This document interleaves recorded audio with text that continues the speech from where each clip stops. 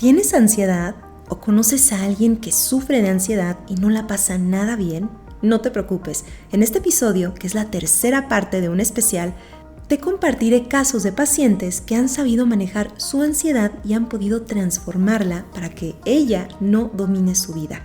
Si quieres inspirarte a través de estas historias, sigue escuchando. Mi alquimia emocional, el podcast que alimenta tu alma. Hola, mi querido alquimista, ¿cómo estás? Espero que estés mejor y mejor, esperando que el camino de embellecer tu alma sea cada vez más y más armónico. Bienvenido como siempre, mi nombre es Marifer Pérez, soy psicóloga y comunicóloga y el tema de hoy que vamos a tratar aquí se llama Superando la ansiedad. Los testimonios de varias personas que han transformado su ansiedad en sesión o en terapia. Y es la tercera parte de este especial, es la última parte, donde les prometí contarles sobre los casos de mis pacientes que llegaron por ansiedad. Si quieres saber qué es la ansiedad y los diferentes tipos, escucha la primera parte. Y si quieres conocer mi historia con la ansiedad, escucha la segunda parte. Porque ahora voy a compartirles algunos casos sobre pacientes que tenían ansiedad y cómo ellos la pudieron transformar. Así que bueno, antes de comentarles los casos, quiero aclarar algo. Cuando la ansiedad es demasiado fuerte e incontrolable, sí sugiero que reciban ayuda de un psiquiatra para poder nivelar y balancear toda la actividad cerebral y que la persona pueda ser funcional. Y por supuesto, sugiero que después o en el ínter de su tratamiento vayan a terapia psicológica para poder ver de dónde viene o cómo se originó esa ansiedad. En muchas ocasiones, ciertas vitaminas son la solución para seguir regulando el sistema nervioso, pero en otras, cuando la ansiedad está muy avanzada y la persona no se trató a tiempo y no está siendo funcional en su vida, en su día a día, es necesario que siga un tratamiento de la mano de un psiquiatra. Y bueno, ahora permíteme decirte los casos de algunos de mis pacientes brevemente. Número 1. Tuve un paciente que acudió a mí porque tenía ansiedad y había llegado al hospital por ataques de pánico. Y el hospital le dijo, oye, no tienes nada, solo es ansiedad. Y cuando ella pensaba que le iba a dar un ataque al corazón, el punto es de que acudió a mí porque no sabía lo que estaba sintiendo y por eso iba al hospital, pero ellos le decían que simplemente tenía que ir a terapia. Y hablando en sesión con ella, me di cuenta que le costaba hablar de ciertos temas. Y ya cuando se sintió con más confianza, me dijo que su novio actual, ella había decidido perdonarlo, pero se enteró que se había besado con su mejor amiga, la mejor amiga de ella. Y esto, claro, le dolió horrible a mi paciente, pero en su momento se peleó con la amiga y también se enojó con su novio, pero nunca lo hablaron bien, solo lo perdonó y ya. No le dijo cómo ella se había sentido al respecto. Ya había pasado más o menos un año del incidente y estaban juntos, pero ninguno de los dos hablaba del tema. Y cuando ella llegaba a hablar del tema con sus amigas, lloraba. Y cuando me lo comentó a mí, también comenzó a llorar. En su caso, ella estaba encapsulando todas sus emociones y la ansiedad vino como un aviso de «Hey, habla, expresa lo que sientes». Y le comenté, creo que te puede hacer mucho bien expresarle a tu novio cómo te sientes, porque te quedaste callada, preferiste no hablar y ya regresar. Pero no puedes regresar a la normalidad, entre comillas, cuando un suceso así acaba de pasar. Lo más probable es que te quedaste callada por lo doloroso que fue. Pero si tú permites seguir así, seguir callándote, seguirá la ansiedad, ya que todo lo que me estás comentando son sensaciones, son pensamientos que no le has dicho a tu novio, que sentiste, que viviste y que aún sigues cargando. Y bueno, la siguiente sesión la vi y tenía otro semblante. Me comentó que habló con su novio, ella lloró e incluso cuando le expresó su sentir a su novio, salió algo de enojo por la situación, pero él la contuvo y fue comprensivo y se disculpó una vez más con ella y la escuchó enteramente. Y aunque para él también era algo doloroso, la escuchó y expresó su sinceridad, humildad y compasión. Y me comentó ella que cuando por fin logró ella sacar todo lo que sentía, sintió como si le hubieran quitado un enorme peso de encima. Y a partir de ahí, no ha vuelto a tener ansiedad. Número 2. Tengo otro caso que vino con ansiedad, pero ella tenía un duelo atrasado. Ella había perdido a una muy buena amiga. La amiga falleció, pero como ella no pudo vivir su duelo bien, no pudo sentir la tristeza enteramente, se le convirtió en ansiedad y le sugerí que hiciera una carta de despedida para que ella pudiera expresar lo que sentía y para poder aceptar desde otra perspectiva la transición de su amiga. Número 3. Otro paciente tenía demasiada ansiedad, incluso en plena sesión, en plena terapia, empezó a tener un ataque de pánico, ya que su caso muy en específico era que él trabajaba muchísimo, trabajaba de noche y su esposa estaba embarazada de su cuarto hijo y él estaba estresado por trabajar más y más. Él comenzó a trabajar también en la noche y a veces en la madrugada, desvelándose, tomando llamadas de su negocio, empezando a contestar mensajes de proveedores, etc. Por lo tanto, sus ataques de pánico eran básicamente orgánicos. Su cuerpo estaba en estrés porque él quería ganar más para solventar mejor a su familia. Pero al no dormir bien, estresaba aún más a su cuerpo. Cuando tu cuerpo no recibe la alimentación correcta ni el descanso correcto, entra en crisis. Tu sistema nervioso empieza a entrar en alerta porque hay una descompensación. Y le sugerí que fuera con una psiquiatra y que se inyectara antes si podía complejo B, casi después de la consulta, después de la terapia, saliendo. Y sí, me habló por teléfono esa misma tarde, muy agradecido porque después de inyectarse el complejo B, comenzó de nuevo a sentirse él mismo, es decir, empezó de nuevo a recuperar su equilibrio emocional, aunque aparte de la vitamina inyectada, sí le sugerí tener un tratamiento con un psiquiatra. Y por supuesto, que durmiera bien, que contratara a un asistente para que pudiera resolver por él ciertas llamadas y cosas en la noche, porque él necesitaba dormir y comer bien, porque tampoco estaba comiendo bien. Y dicho y hecho, cuando reguló su alimentación y su sueño, comenzó a sentirse muchísimo mejor. Número 4. Tengo otro caso donde una mujer se contactó conmigo por ansiedad, evidentemente, estamos hablando de ansiedad, ¿verdad? Y aunque todo parecía estar perfecto en su vida, ella tenía ansiedad generalizada. Me describió lo que sentía y era muy similar a cómo me sentía yo a los 10 años. Y me comentó que no quería comer, que le daba miedo morir. Nada podía calmarla, ni tampoco nada la podía ayudar a retomar su tranquilidad. Y comenzamos a ahondar en terapia un poco sobre cuándo comenzó esto. Y fue cuando ella recibió una llamada de su padre. A partir de ahí, la ansiedad comenzó 3 semanas después de esa llamada. Cabe mencionar que ella estaba felizmente casada, o está felizmente casada, y con 2 hijos pequeños. Y en cuanto le habló su papá para decirle que quería conocer a sus nietos, ella entró como en crisis. No parecía en el momento, pero al no saber manejarlo, brotó la ansiedad después de 3 semanas.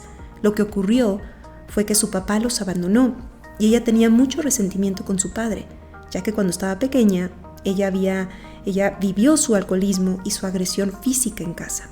Ella pensaba que eso lo había dejado en un pasado, pero cuando no sanas algo de raíz, en tu vida adulta puede llegar a brotar o a detonarse con algo, con cualquier cosa.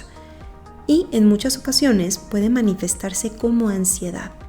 Le sugerí hacer una biodescodificación, aparte de que fuera con un psiquiatra, para que le ayudara químicamente y que su sistema nervioso de nuevo se restableciera. Le ayudó muchísimo la biodescodificación para sanar de raíz esa emoción que tenía atrapada y a la vez recibir un tratamiento correcto de un psiquiatra. En su caso, la ansiedad fue detonada por algo no sanado y ella temía perder su bienestar emocional, ya que ella estaba muy tranquila con su esposo y sus hijos, pero cuando recibió esa llamada, su subconsciente la alertó de un peligro, porque ella al no sanarlo de raíz, lo percibía como un peligro aún. Número 5. Me ha tocado pacientes que tienen en realidad depresión, pero esa depresión está disfrazada de ansiedad. ¿Por qué? Porque la persona no quiere indagar sobre lo que está sintiendo y de pronto brota como ansiedad. Pero ya cuando se calman, yace la tristeza. La tristeza sale a la superficie. Y puede ser la tristeza de un evento pasado que no manejaron de la mejor forma.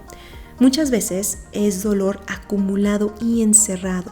Y en realidad tienen una depresión clínica, pero al inicio no se detecta tan fácil, porque primero a veces brota la ansiedad. Pero en el fondo hay una depresión. Número 6. Tuve una paciente en particular que tenía sobrepeso y tenía ansiedad. Había pasado por la muerte de su abuela, pero al parecer había manejado bien el duelo. Y el evento de su abuela había sido hace 5 años, así que le pregunté qué comía realmente. Y me confesó que no tenía una buena dieta, debido a su trabajo, que no tenía mucho tiempo de hacerse ella de comer, entonces comía lo que sea. Ya cuando me dijo lo que comía, el cual casi era pura comida chatarra y muy poca dosis de comida sana, me percaté que lo más probable era que se tratara de una mala alimentación. También tienes neuronas en el estómago, ya está comprobadísimo, y si no comemos bien, eso tiene un efecto en nuestro cerebro, es decir, en nuestra forma de pensar. Le sugerí que fuera con un nutriólogo y que cambiara su alimentación, pero que antes se desparasitara, ya que no se había desparasitado en 5 años, y muchas veces eso nos da en la torre a nuestra digestión. Y en general, en nuestra salud en general, es muy importante desparasitarnos. Y bueno, fue con una nutrióloga funcional después de desparasitarse y empezó a comer sano. Pasaron 3 meses, aparte de que bajó 7 kilos y sus episodios de ansiedad comenzaron a esfumarse. Y cuando vino a sesión le pregunté sobre la dieta que llevaba y me comentó que la nutrióloga le había quitado prácticamente el gluten, los lácteos y el azúcar refinada, y que por el momento que no tomara café hasta previo aviso. Ella, aunque no le agradó su dieta al inicio, ¿verdad? Estaba tan harta, tan cansada de sentirse con ansiedad que lo quiso intentar. Y aunque no la pasó bien las primeras 2 semanas, después de 14 días, creo que menos, empezó a sentir que recobraba su equilibrio emocional. En su caso, era la alimentación. Si no te alimentas bien, puede brotar la ansiedad en tu vida como un aviso de que comas bien o de que cuides tu salud. Número 7. Otro caso es de una paciente que sobreanalizaba las cosas y eso la conducía a tener ansiedad. Ella no sabía que sobrepensaba las cosas hasta que se lo comenté. Debido al diálogo que estábamos teniendo en sesión, ella y yo, notaba que no dejaba de hablar de cierto tema y lo sobreanalizaba y no podía encontrar una aparente solución. Por si no sabías, mi querido alquimista, cuando una persona sobreanaliza, también es conocido como overthinking, sobrepensando, el cual esto desemboca a la avenida de la obsesividad, muchas veces. Los obsesivos es todo un tema, pero puede haber obsesividad por varias cosas. Pero eso ya sería un tema para otro episodio. El punto aquí es que la obsesividad es obsesionarse con algo, valga la redundancia, es pensar y repensar y repasar el mismo tema. O también puede ser obsesionarse con una cosa o con un miedo o algo en específico. Si quieres saber un poco más sobre esto, escucha la primera parte de este especial, donde ahí hablo más sobre los diferentes tipos de ansiedad, que este es uno, que se llama el TOC, trastorno obsesivo compulsivo, y hay diferentes. Pero continuando con el tema, en este caso muy particular de esta paciente, para no profundizar mucho, ella había tenido una relación muy intensa, pero muy corta a la vez, con alguien que le bajó el cielo y las estrellas, pero después resultó que él no quería nada serio, cuando en realidad, escuchando su historia, él sí la ilusionó demasiado y al final no quería tomar las cosas en serio. Se puede decir que le engañó y le engatusó maliciosamente. De hecho, se puede decir que él era un narcisista, pero de libro, de esos profesionales, ya que él lo escondió súper bien, la hizo creer una historia que al final no fue cierta. Y después él desapareció. Esto a ella la puso muy mal y no podía dejar de hablar del tema. No podía lograr entender qué había ocurrido. Pude captar que tenía rasgos obsesivos por la forma en la que hablaba. Usualmente los obsesivos hablan muy rápido y piensan en muchos escenarios posibles y se contestan ellos mismos las preguntas que van haciendo en sus diálogos y explicaciones. Le pregunté que si ella solía pensar demasiado sobre un mismo evento, no solo este, sino otros en su pasado, y me dijo que sí, que le da muchas vueltas al asunto hasta que se cansa. Y le comenté que ella tenía un modus operandi un tanto obsesivo y que la invitaba a que aprendiera a manejarlo, a que aprendiera a poner un stop a su mente y que le diera a su mente una solución, ya que la obsesividad, por si no sabías, muchas veces nace de no poder encontrar una solución a lo que estás piense y piense. Y si no hay una solución, la única solución es aceptar. Y bueno, si ella tenía una tendencia a ser obsesiva, era mejor que ella aprendiera a cómo manejar sus pensamientos en lugar de que sus pensamientos la controlaran a ella. Le ayudó mucho una guía que le di en terapia hecha por David Burns, donde él sugiere hacernos una serie de preguntas para descartar pensamientos distorsionados que no nos ayudan. Y aparte de esto, también fue de gran ayuda sanar una herida de la infancia que tenía, la cual no le ayudaba a su obsesividad. En su caso muy particular, ella, la herida que tenía era de rechazo e injusticia.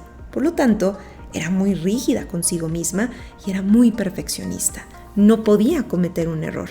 Y al no hacer conciencia de esto antes, se recriminaba el doble con lo que había sucedido.